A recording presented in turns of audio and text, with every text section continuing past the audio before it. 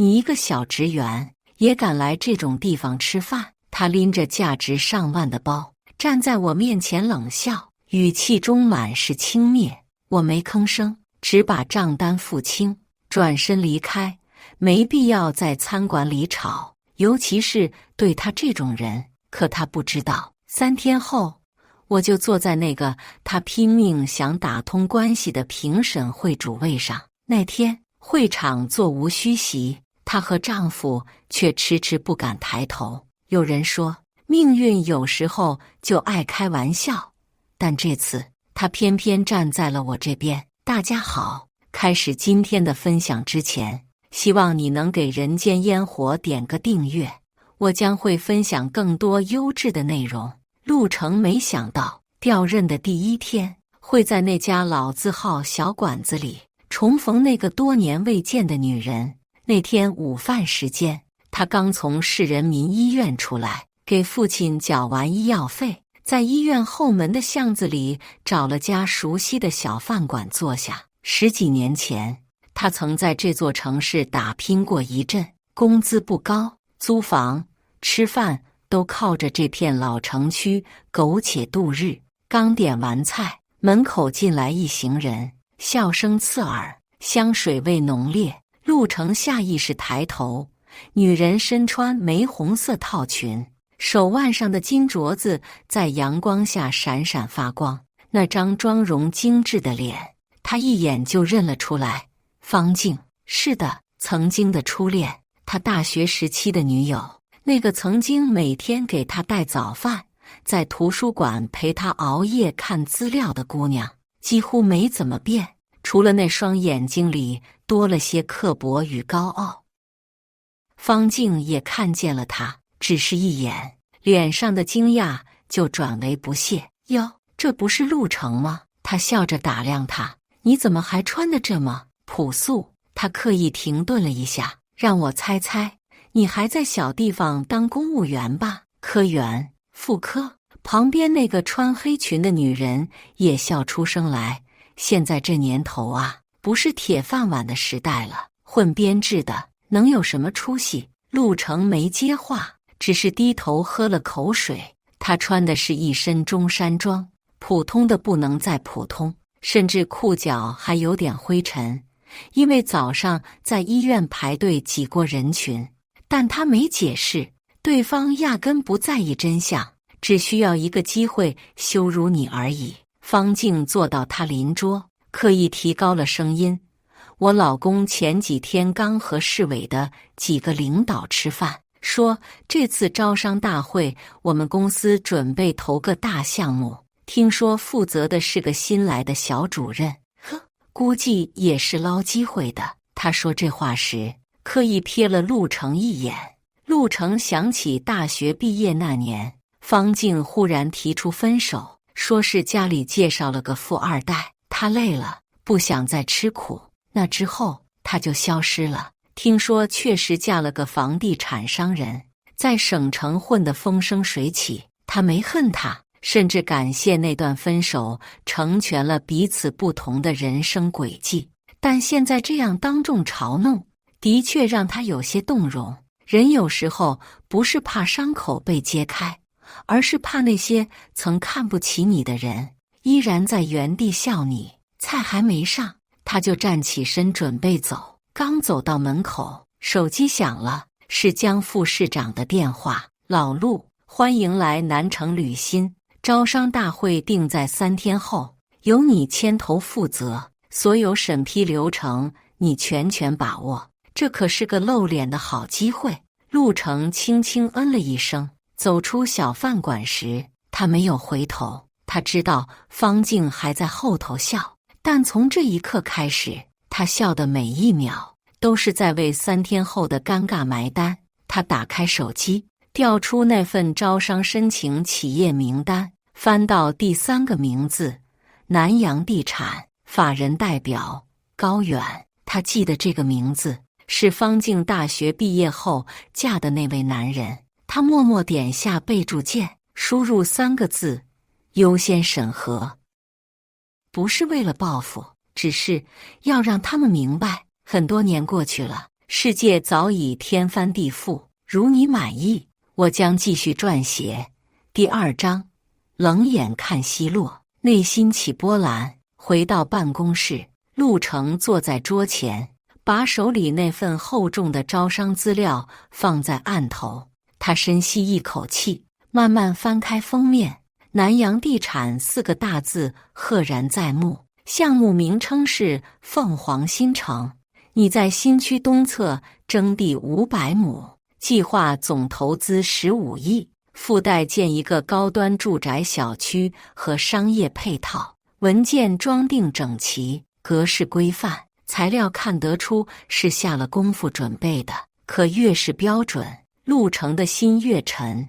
他知道这类企业最擅长把手续做得天衣无缝，真正的问题全藏在看不到的水下。他没急着继续看，而是靠在椅背上，目光落在窗外那排老槐树上，树叶哗哗响，像极了大学时北校区的林荫道。那年大3，方静成了学院里最风光的女生，长得漂亮，嘴巴甜，身边永远不缺追求者。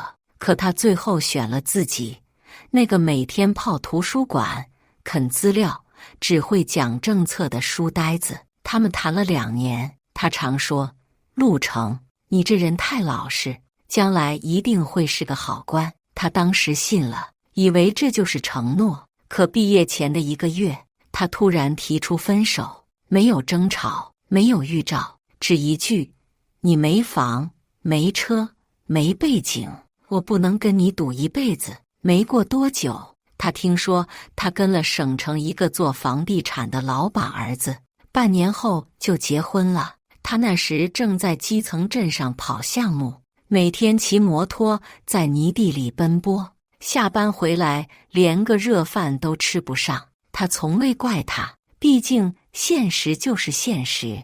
他只是告诉自己，你可以输一次，但不能一辈子都被人踩在脚下。如今坐在招商办主任的位置上，他一路从乡镇科员、县经济办副主任、省办挂职，再到这次被市委看中，调来负责全市重点产业招商工作。这不是走运，而是熬出来的命。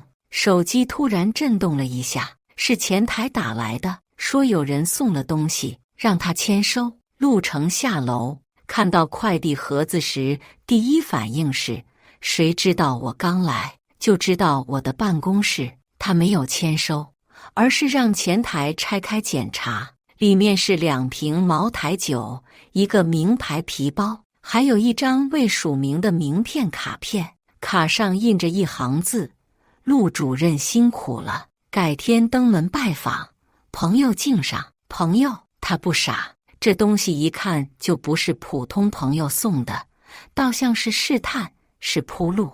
他把那张卡片放在桌上，反复看了几遍，终于在登门拜访4个字中嗅出了熟悉的气息。他打开招商资料最后一页，那张附表清单里赫然写着一行联系人信息：副总经理方静。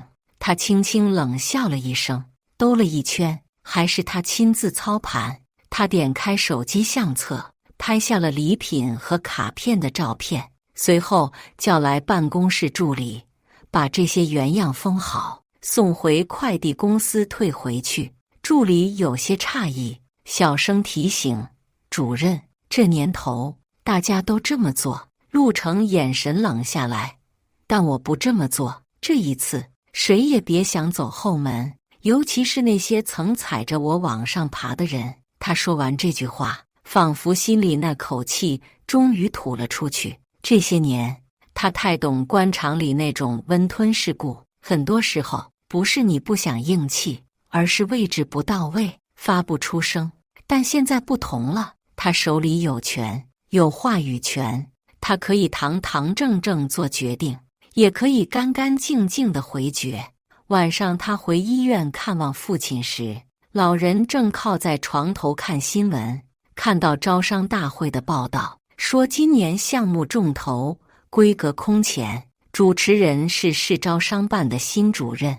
陆成啊，这回可算是真正挑大梁了。老父亲慈祥地笑着，他点了点头，只是心里很清楚，这梁有多重，不光扛着市里的任务，还扛着自己的尊严。招商大会还有2天，他的电话不断响起，各种老朋友、新兄弟轮番打来，他全数谢绝，一一记下名字。他知道这些人将来都要在会上排队发言，而自己坐在主位上，名字写在红布牌后面，手握审批表。时间终于到了他这边，南城市的招商大会即将召开，整个招商办大楼气氛紧张，走廊里人来人往，项目材料堆成小山，各类企业代表提前1天便陆续抵达报道。陆成仍旧每天准点上班，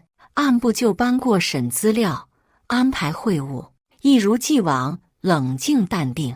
但他心里清楚，很多事情已经悄然发生改变。招商会是公开的舞台，但背后的角力却早已硝烟四起。南洋地产是头号热门项目，自然引来各路关注，也成了陆成当前最大压力点。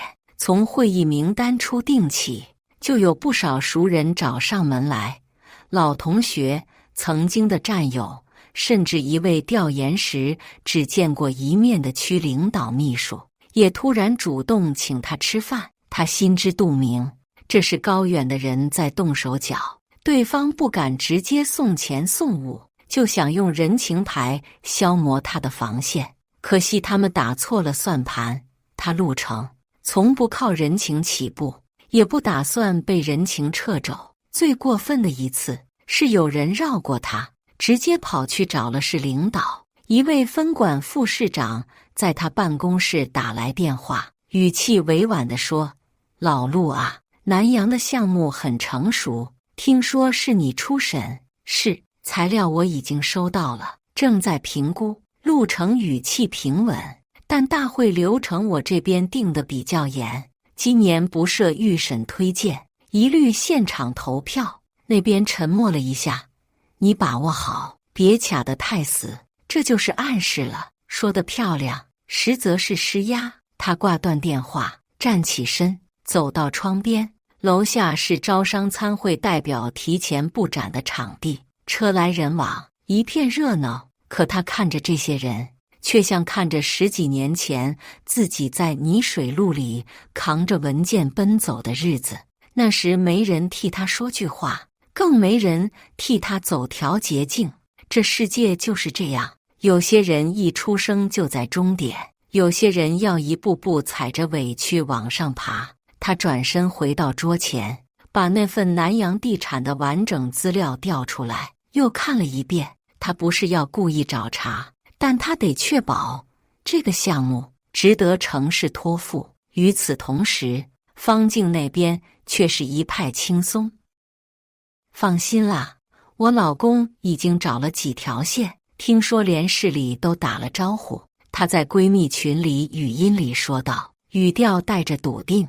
你说那个陆成，看那副样子，就是个刚调来的新人，大概就是个跑腿的，真要有本事，也不会穷得穿成那样。再说了，能进体制的，有几个是能做主的？他在私下把招商会看作一次仪式感的过场，甚至特意订了新款高定西装裙，说要在大会上露脸几分钟，起码也要压场。高远也很自信，他不是第一次做项目，手里人脉资源丰富，过往几年几乎没有哪个审批卡住过。他更不信一个从小单位上来的新主任能有多大能耐。招商会前一晚，南洋地产的公关负责人再次来到招商办，说是确认资料，实际上就是想再探一探口风。陆成让他在前厅坐了10分钟，随后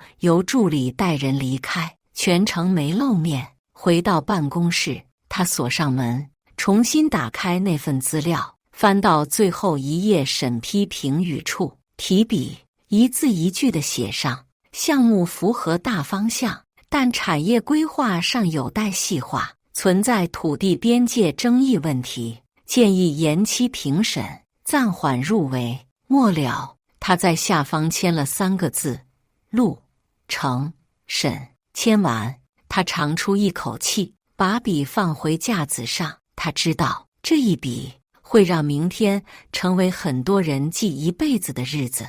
他并不是非要打击报复，也不是为了出什么口气，他只是想告诉所有人，规则不是装饰，权力不是玩具，每个人都要为自己当初的选择买单。此刻，时间已近深夜，他合上资料，起身离开办公室，望着楼下一片昏黄的灯光，自言自语：该来的都躲不过。招商大会这天，南城市中心会议厅张灯结彩，气氛庄重热烈。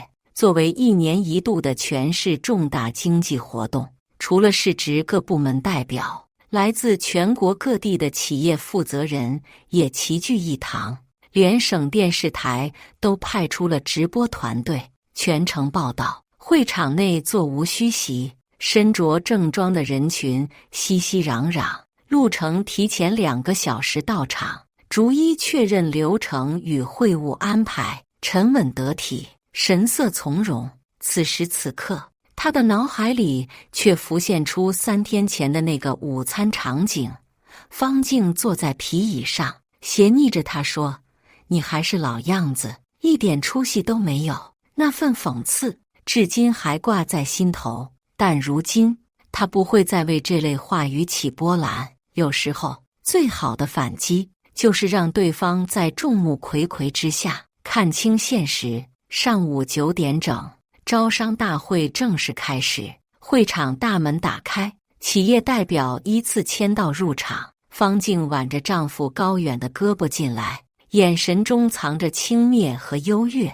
看到没？就这些官办会议，也就来露个脸。她压低声音对丈夫笑道：等下听完主持人讲几句场面话，走个流程，我们的项目就能拿下来了。高远点点头，一副胜券在握的模样。随着奏国歌、领导致辞等环节完成，现场主持人走上台，声音铿锵地宣布：请大家欢迎本次招商大会的主办单位代表，市招商办公室陆成主任上台讲话。此话一出，全场一阵短暂的安静，随即响起掌声。可在某个角落，却是一片死寂。方静猛地回头，看见走上主席台的那个身影时，整个人愣住了。那张脸，那副身形，不正是3天前在餐厅被他讥讽的老同学陆成？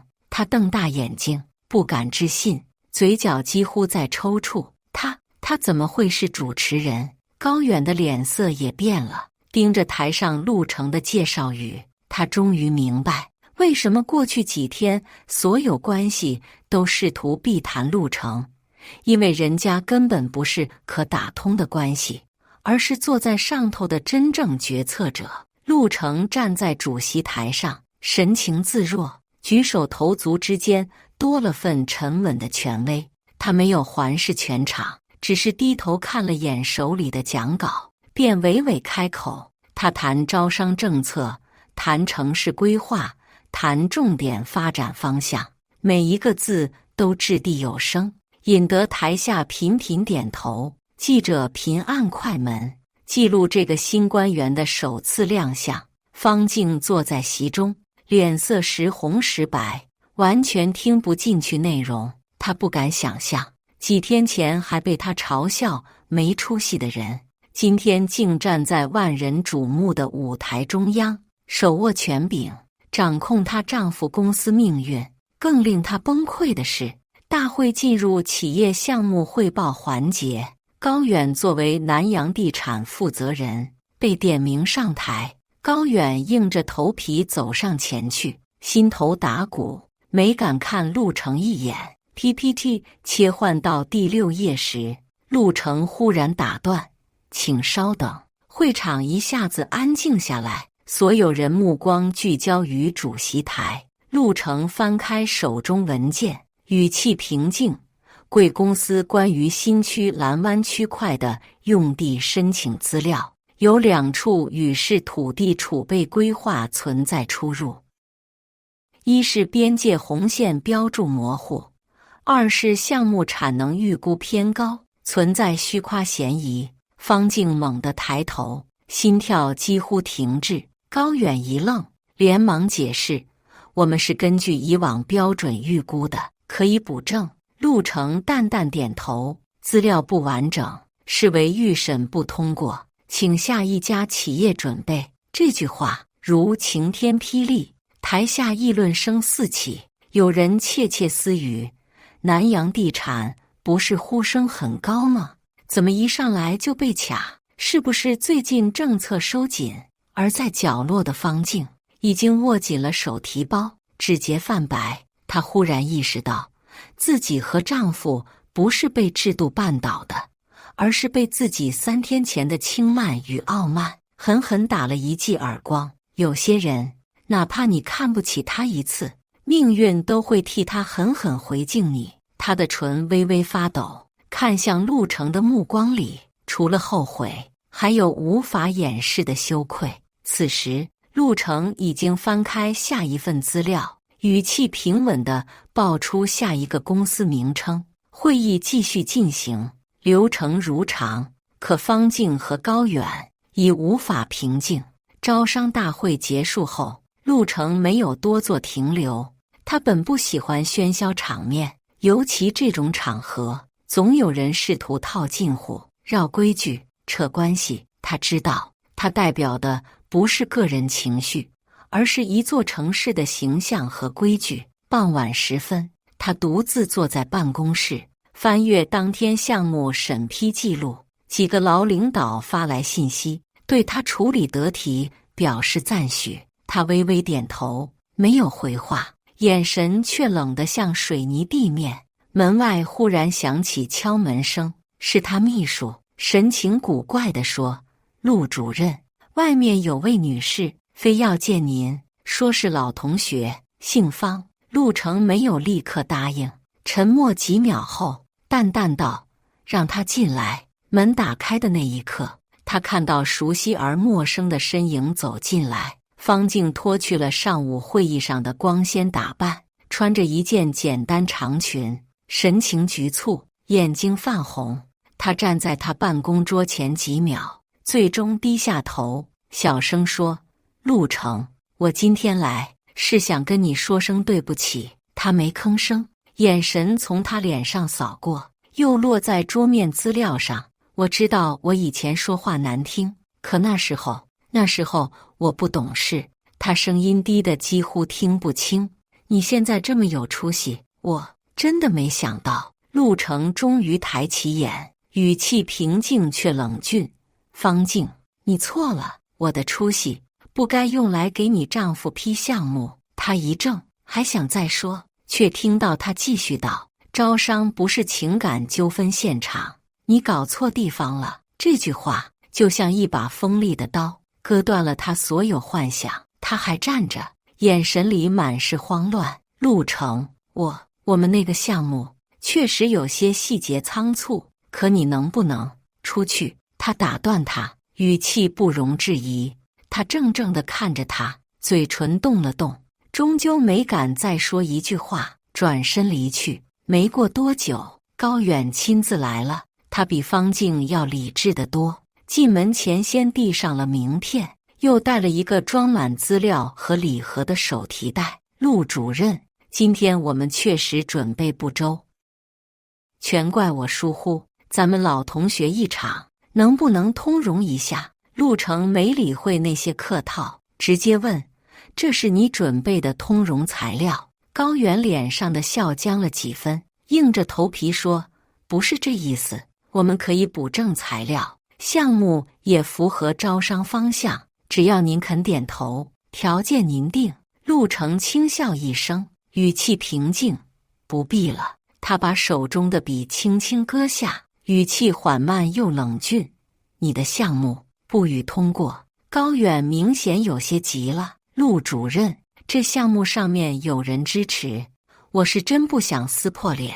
你也清楚，很多事我清楚。陆成打断他，然后缓缓说出4个字：流程不合规。高远的表情像被人当众扇了一巴掌，他想强作镇定，可额头上豆大的汗珠已然滴落。你可以找别人打招呼，也可以走其他门路，但只要项目经过我这道关，规矩就得放在前头。他说完，不再看高远，重新拿起案头文件。没事，请回吧，我还有工作。高远怔了几秒，知道再说也是白费力气，只得灰头土脸离开。临走时，他看见走廊尽头，方静正倚着墙壁，双眼无神。他没说一句话，只是从他身边走过，留下一句冰冷的话：你不是说他一辈子没出息吗？那一刻，方静终于明白，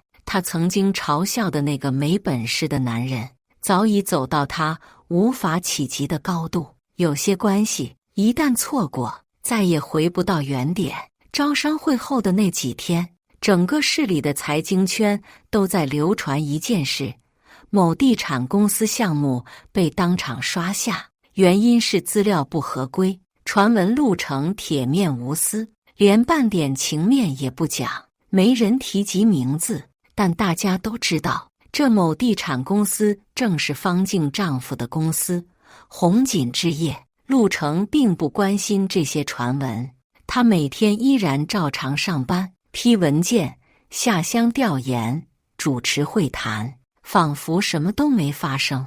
但熟悉他的人都察觉出来，这个新来的主任不是个好糊弄的角色。而此时，方静家的日子却已经开始塌方。招商会失败后，红锦的股东群开始躁动，原本承诺好的项目资金迟迟不到位，几家银行也暂停了授信审批。财务部门第一时间上报，账户流动资金只够维持2个月运营。高远气地砸了办公室的水壶，但他心里明白，这一切的根源就在陆成那4个字：流程不合规。他多次试图绕过，甚至去市领导办公室等人，可每一次都被婉拒。陆主任的批示就是最终意见，没人愿意在此时为他出头。而方静所处的圈子也悄悄发生了变化。她原本经常和几个闺蜜小聚，那些人也都嫁了有钱人，平日里攀比包包、珠宝、名车。可这几次聚会却都没人通知她，她主动联系，对方也只是敷衍说最近太忙，下次再聚。她心中隐隐不安，直到有一天，她听见有人在洗手间议论，她以为陆成还是以前那个穷学生，还敢当众讽刺人，蠢死了。哎呦，她活该，那会儿多嘚瑟，现在好了吧？项目都给她老公砍了。这些话像针一样，一针一针扎进她的心。她回到车上，关了车门，关了音响，盯着窗外发了很久的呆。那些昔日的朋友，如今都像避瘟神一样避着她。只有一个原因，得罪了陆成。她开始后悔，但不是为项目，而是为他那天在餐厅里的狂妄。她怎么也没想到，那个穿着便宜衬衫独自点1份小炒的男人，竟然是今天的主导者。她忍不住再一次拨通陆成的电话，这一次陆成没有接，她连续拨了3次，第4次他接了，却没有说话。陆成，他声音发颤，对不起。那边依旧没有回应。他咬咬牙，声音里带着哭腔，我后悔了，我真的后悔了。如果当年我没甩了你。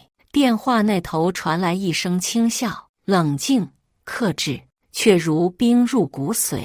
谢谢你当年不娶之恩。这8个字如当头棒喝，让他彻底崩溃在车里，哭得不能自已。他挂断了电话，不带一丝迟疑。对陆成来说，这一通电话不是情感纠缠的延续，而是一段旧账的清算。他回到办公桌前，继续审阅新的招商申请表。在他眼里，公平透明的制度比任何人情都更重要。而方静再无翻身之机。招商会结束不到3个月，陆程的名字频繁出现在本地新闻和市政府简报中。新引进的高科技项目顺利签约落地，不仅填补了本市产业空白，更为地方财政带来了可观预期收益。市领导亲自批示，给予高度评价，并在常委会上点名表扬陆程工作有力，执行果断。不到年底，他被提拔为分管招商与产业的副市长，年仅42岁，仕途一片光明。他依旧不爱张扬，搬出原单位宿舍，住进市里配的副职公寓，每天照常上下班，只是进门的安保态度更静了，街道上遇到的同僚也多了几分恭敬。而另一边，方静的世界正在迅速坍塌。她丈夫的地产公司在招标失败后，失去了本就紧绷的融资链条。原计划要打造的滨江综合体因为资金断裂成了烂尾楼。更要命的是，前期土地款未结清，银行连本带利起诉上门，法院查封资产，债权方登门逼债，风暴接踵而至。消息传开，不少当年追捧她的所谓闺蜜都删了微信，有的甚至翻脸指责：你当初怎么得罪了陆副市长？没人再羡慕她，没人再追着她参加饭局。她和丈夫从江景大平层搬到老小区2居室，连车子也抵押出去了。到最后，丈夫终于也撑不住，离婚协议甩她桌上，分担债务，一人一半。那一刻，方静才意识到，自己的人生再也不是掌心中的那颗珠子，而是地上的一块碎玻璃，被谁踩上都可能粉身碎骨。那天傍晚，方静一个人走到那家老餐厅门口，就是当初她第一次重逢陆程的地方。那时她穿着名牌，化着精致的妆，坐在靠窗的位置，高谈阔论，一句句奚落说得咄咄逼人。如今她还是坐在原来的位置，只是脸上不再有傲气，眼神呆滞，背影孤单。餐厅里冷冷清清，几张桌子落满灰尘，老板站在角落拆字牌，门口张贴着一张新纸条：因经营不善，本店正式关门，感谢陪伴。他望着那张闭店通知，忽然泪如雨下。那个他以为永远低他一等的男人，如今已是他仰望的高度。他不知道自己哭的到底是那家餐厅，还是那一段自己亲手错过的人生。外面天色渐暗，车来人往，却没有一个人愿意停下来看他一眼。陆程此刻正坐在市府会议室，神情专注地听汇报。会议结束后，他的秘书轻声提醒他：您下午还有个省级联合考察组对接。他点点头，心无旁骛，翻开文件夹，继续他的工作。人生有时就是这么公平，你用冷眼伤过的人，会在某一天用整个世界还给你答案。陆程没想到，这次下乡调研会在这样一条破旧的乡镇街道上再一次遇见方静。烈日正炙烤着地面，他刚结束一上午的乡村振兴实地考察，陪同单位安排他稍作休息。路边正好有几排简易摊点，有卖土鸡蛋的，旧衣物的，还有卖些廉价玻璃饰品的小摊。他在巡视车上透过车窗看过去时，正巧看到那道熟悉的身影。方静穿着一件洗得发白的碎花长裙，蹲在地摊边，手里拿着个小风扇，有一下没一下地吹着脖梗。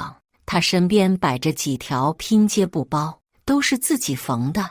摊前没什么顾客，他看着人群发呆，眼神空洞的像是早已对一切无动于衷。他变了很多，眉眼间还有些模糊的旧轮廓，但再也没有当年那种张扬气焰，也没有一丝妆容，仿佛生活早已把他磨成了粗粝的一粒尘土。陆程没下车，他沉默了几秒，只是静静地看着，像是看一个旧时的幻影，既熟悉又遥远。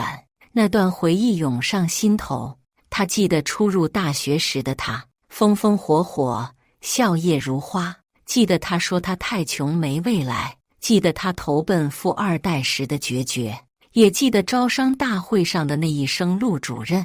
那是他最后一次以低姿态出现在他面前，他没有起身，没有打招呼，更没有靠近，而他显然也没认出他，或者他根本不想再认。秘书站在他旁边，看出了他的神情波动，低声问：陆氏，怎么了？陆程摇摇头，没事，走吧。车缓缓驶离，他闭上眼，脑海里浮现出无数画面，那是一段青春，也是一段失望，更是一段成就如今的催化剂。他淡淡的开口，对秘书说：他曾经是我很爱的人。秘书犹豫了下，小心地问：那现在呢？陆程看向窗外，远方的乡村公路延伸至天地交界处，太阳落在麦田后面，金光万丈。他笑了笑，声音平静：